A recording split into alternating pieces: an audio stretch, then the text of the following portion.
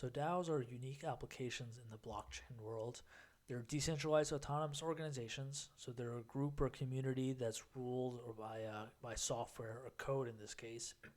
They're transparent and controlled by the members, so there's no central authority or government deciding on the rules. Everybody comes to an agreement when they first enter the DAO to have access. You either have a token or gated membership, which could be an NFT, and then all the financial transactions are recorded on chain, so you can view the level of transparency. You can decide how the DAO will be run on day one. So it's very open source, very open. Just the level of transparency is not something you see in other organizations. So DAOs can be viewed as corporations or partnerships. So the governance structure is very similar to those of a public company.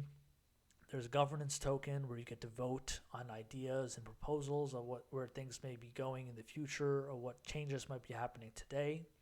One example was the Constitution DAO in late 2021 when they attempted to raise $40 million plus in an auction to buy the Constitution, and they voted on what would happen to the Constitution if they acquired the asset, how it would be taken care of.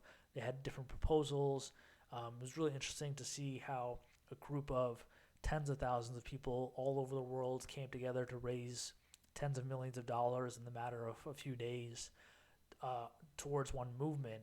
So these things can move very quickly if they have an aligned mission. It's very transparent, so you can follow everything on chain, and then you can make decisions together as a group since there's no one party making all the decisions.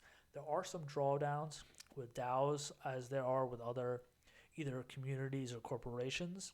The first one is the shareholder participation rate. So like a public company or a political race, lack of voting participation is a big drawdown, meaning there won't be a good representation of the marketplace or the full 100% of all the members.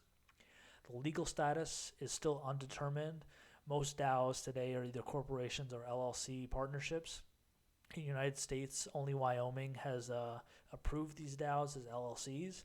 Other jurisdictions, countries, or states don't know how to acknowledge these organizations, but they are committees or corporations in most views.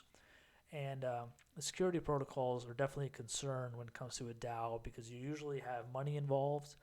There is code written on day one to create the partnership or the committee or group. So it's difficult to change the code afterwards, just as any immutable code is in the blockchain networks. But a lot of it's transparent, so it's really easy to break down what's happening in a DAO, where the money is, how votes are being made, and what the proposals are for the future of the DAO if you'd like to join. So it's a really different and unique application that can be done on chain and is difficult to do in the real world without blockchain networks today.